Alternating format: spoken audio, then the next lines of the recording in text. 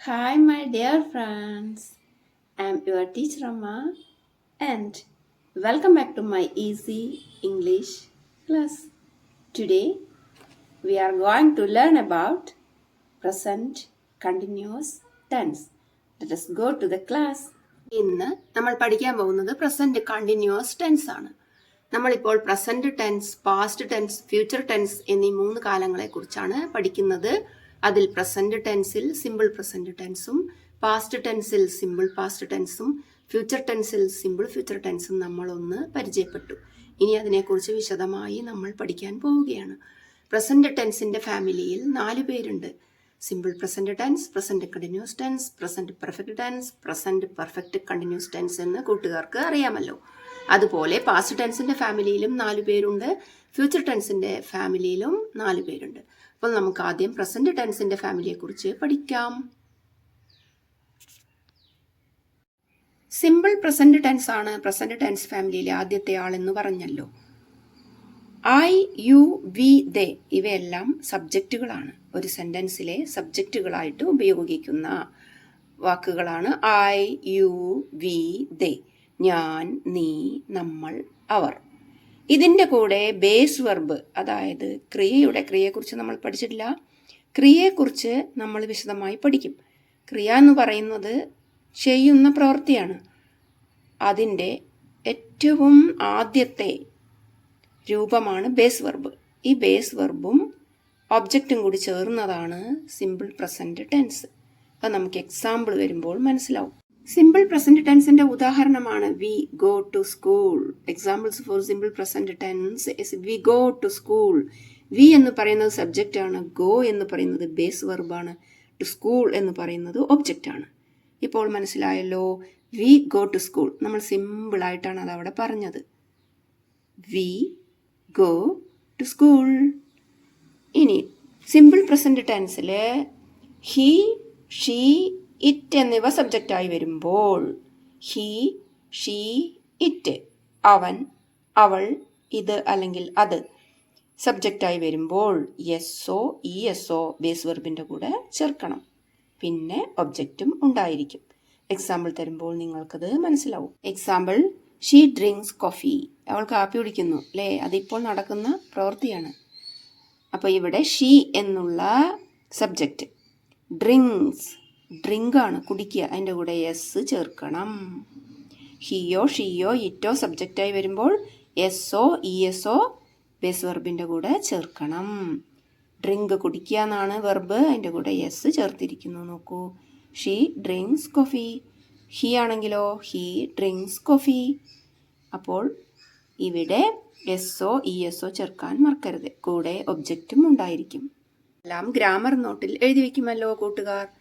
ഒന്നും കൂടി പറയട്ടെ. സിമ്പിൾ പ്രസന്റ് ടെൻസിൽ നമ്മൾ എഴുതുമ്പോൾ, ഒരു സെന്റൻസ് എഴുതുമ്പോൾ ഐ, യു, വി, ദേ സബ്ജക്റ്റായി വരുമ്പോൾ ബേസ് വെർബും ഒബ്ജക്റ്റും കൂടെ ചേർത്താൽ മതിയാകും. സിമ്പിൾ പ്രസന്റ് ടെൻസിൽ ഹിയോ, ഷീയോ, ഇറ്റോ സബ്ജക്റ്റായി വരുമ്പോൾ എസ്ഒ, ഇ എസ്ഒ ബേസ് വെർബിൻ്റെ കൂടെ ചേർക്കണം. നെക്സ്റ്റ് നമ്മൾ പഠിക്കാൻ പോകുന്നത് പ്രസന്റ് കണ്ടിന്യൂസ് ടെൻസ് ആണ്. What is a present continuous tense? Yes, present continuous tense is used to describe actions that are happening right now or are on going. അതായത് പ്രവർത്തികൾ ഇപ്പോൾ നടക്കുന്നതാണ് പ്രസന്റ് കണ്ടിന്യൂസ് ടെൻസിൽ സൂചിപ്പിക്കുന്നത്. ഇപ്പോൾ നടക്കുന്ന പ്രവൃത്തികൾ. യൂസ് ടു ഡിസ്ക്രൈബ് ആക്ഷൻസ് പ്രവൃത്തികൾ ദാറ്റ് ആർ ഹാപ്പനിങ് സംഭവിക്കുന്നു, റൈറ്റ് നൗ ഇപ്പോൾ നടക്കുന്നത്, ഓർ ആർ ഓൺ ഗോയിങ് ഇപ്പോൾ നടന്നുകൊണ്ടിരിക്കുന്നത്. ഇനി ഇതെങ്ങനെയാണ് ഉപയോഗിക്കുന്നതെന്ന് നോക്കാം. For example, subject plus is, am അല്ലെങ്കിൽ are plus ING form of the verb. അതായത് കർത്താവ് സബ്ജക്റ്റ് ഉണ്ടാവും സെൻറ്റൻസിൽ, അതിൻ്റെ കൂടെ ഈസോ, ആമോ, ആറോ ഉണ്ടാവും. അതിൻ്റെ കൂടെ നിർബന്ധമായും ING ഫോം ഉണ്ടായിരിക്കും. എക്സാമ്പിൾ നോക്കാം. For example, I am reading a book. ഞാനൊരു പുസ്തകം വായിക്കുന്നു. ഇപ്പോൾ നടക്കുന്ന പ്രവൃത്തിയാണത്. ഐ സബ്ജക്റ്റ് വന്നിരിക്കുന്നു, ആം വന്നിരിക്കുന്നു, വെർബിൻ്റെ കൂടെ ING ഫോം വന്നിരിക്കുന്നു, റീഡിങ്. പിന്നെ എ ബുക്ക് ഒബ്ജക്റ്റും വന്നിരിക്കുന്നു. I am reading a book. അപ്പോൾ ഈ പറയുന്ന കാര്യങ്ങളെല്ലാം ഈ സെൻറ്റൻസിലുണ്ട്. ഐ വന്നിരിക്കുന്നു, സബ്ജക്റ്റ്. ആം വന്നിരിക്കുന്നു, subject plus is or am or are അല്ലേ, നോക്കൂ, ആം വന്നിരിക്കുന്നു, ING form of the verb. ഈ 3 കാര്യങ്ങളും സെൻറ്റൻസിലുണ്ടെങ്കിൽ അത് നമുക്ക് ഉറപ്പിക്കാം പ്രസൻറ്റ് കണ്ടിന്യൂസ് ടെൻസ് ആണ്. ഇനി സബ്ജക്റ്റ് മാറി ഷീ വരുമ്പോഴോ ഇത് ഈസ് ആവുന്നു, ആറ് വരില്ല. ഷീ ഒറ്റയ്ക്കാണ്, സിംഗുലറാണ്, അവിടെ ആറ് വരില്ല, ഈസാണ് വരിക. ഒന്നിൽ കൂടുതലാണ് സബ്ജക്റ്റിൻ്റെ നിൽപ്പെങ്കിൽ ദേ, ഒന്നിൽ കൂടുതൽ ആളുകളല്ലേ, അപ്പോൾ അവിടെ ആറ് വരുന്നു. അതും കൂടി മനസ്സിലാക്കുമല്ലോ. She is writing ING form of the verb a poem. She is writing a poem. They are playing outside. അപ്പോൾ ഇതെല്ലാം പ്രസൻറ്റ് കണ്ടിന്യൂസ് ടെൻസിൽ പറയുന്ന കാര്യങ്ങളാണ്. പ്രസൻറ്റ് കണ്ടിന്യൂസ് ടെൻസിന് ഉദാഹരണങ്ങളാണ്. അപ്പം നിങ്ങളൊരു സെൻറ്റൻസ് വന്നു കഴിഞ്ഞാൽ ഇങ്ങനെ ശ്രദ്ധിച്ചാൽ മതി. സബ്ജക്റ്റ് ഉണ്ടോ, is or am or are ഉണ്ടോ, ING form of the verb ഉണ്ടോ, എങ്കിൽ അത് പ്രസൻറ്റ് കണ്ടിന്യൂസ് ടെൻസ് തന്നെ. ഒന്നും കൂടി, I am reading a book, she is writing a poem, they are playing outside. ഇതെല്ലാം ഇപ്പോൾ നടക്കുന്ന കാര്യങ്ങളാണ്. അതുകൊണ്ട് ഇതിനെ പ്രസൻറ്റ് കണ്ടിന്യൂസ് ടെൻസ് എന്ന് വിളിക്കുന്നു. സിമ്പിൾ പ്രസൻറ്റ് ടെൻസിൽ തന്നിട്ടുള്ള ഒരു സെൻറ്റൻസിനെ എങ്ങനെ പ്രസൻറ്റ് കണ്ടിന്യൂസ് ടെൻസിലേക്ക് മാറ്റാം എന്നാണ് പരിചയപ്പെടാൻ പോകുന്നത് നമ്മൾ. നോക്കൂ, ഹി ഗോസ്, അവൻ പോവുകയാണ് അല്ലേ. ഇപ്പോൾ നടക്കണ കാര്യമാണ്, ഇപ്പോൾ തന്നെ നടക്കുന്ന മറ്റൊരു രൂപത്തിലേക്ക് മാറ്റുകയാണ്. ഹീസ് ഗോയിങ്, അവൻ അതാ പോയിക്കൊണ്ടേയിരിക്കുന്നു, ഇപ്പം നടക്കുകയാണ് സംഭവം. He's going. ഈസും INGയും വെച്ച് കഴിഞ്ഞാൽ സിമ്പിൾ പ്രസൻറ്റ് കണ്ടിന്യൂസ് ആയി മാറുന്നു. He goes, he's going. She Eats, she is eating. They play, they are playing. I go, I am going. We play, we are playing. You watch, you are watching. ഇത്രയേ ഉള്ളൂ. അപ്പോൾ കൂട്ടുകാർ പരിചയപ്പെട്ട simple present ടെൻസും present continuous ടെൻസും ഇതേപോലെ നിങ്ങളുടെ grammar not ബുക്കിൽ എഴുതി വയ്ക്കുമല്ലോ. Present tense കുടുംബത്തിലെ ആദ്യത്തെ 2 പേരെ നമ്മൾ പരിചയപ്പെട്ടു കഴിഞ്ഞു. അതിനെക്കുറിച്ച് വിശദമായി തന്നെ നമ്മൾ പഠിച്ചു. ഇത് ഒരാഴ്ച കൊണ്ട് നന്നായിട്ട് പഠിച്ചു വയ്ക്കുമല്ലോ. ഇനി നമുക്ക് സ്പോക്കൺ ഇംഗ്ലീഷിലേക്ക് പോകാം.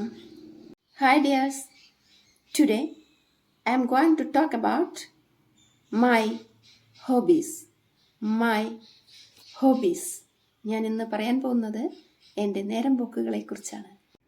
Do you know what a hobby is? നിങ്ങൾക്കറിയാമോ ഹോബി എന്നാൽ എന്താണെന്ന്? What a hobby is? Yes, a hobby is an activity. Hobby എന്ന് പറയുന്നത് ഒരു പ്രവൃത്തിയാണ്. A hobby is an activity that you enjoy doing in your free time. നിങ്ങളുടെ free ടൈമിൽ നിങ്ങൾ ചെയ്യുന്ന ഒരു ആക്ടിവിറ്റിയാണ് ഒരു ഹോബി എന്ന് പറയുന്നത്.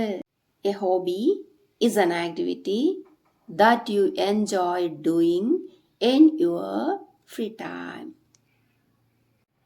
It is not done for money. പൈസയ്ക്ക് വേണ്ടിയല്ല നമ്മൾ ഹോബി ചെയ്യുന്നത്. It is not done for money but for fun, relaxation. പകരം നമ്മൾ എന്തിനു വേണ്ടി ചെയ്യുന്നു? ഒരു തമാശയ്ക്ക്, അല്ലെങ്കിൽ ഒന്ന് ആശ്വസിക്കാൻ, or relaxation, or to learn something new, അല്ലെങ്കിൽ പുതിയതെന്തെങ്കിലും അറിയുന്നതിന് വേണ്ടിയാണ് നമ്മൾ നമ്മുടെ ഹോബികളൊക്കെ ചെയ്യുന്നത്. Hobby is not done for money but for fun, relaxation, or to learn something new. I have many hobbies. എനിക്ക് പല ഹോബികളുണ്ട്. I take care of the plants every day.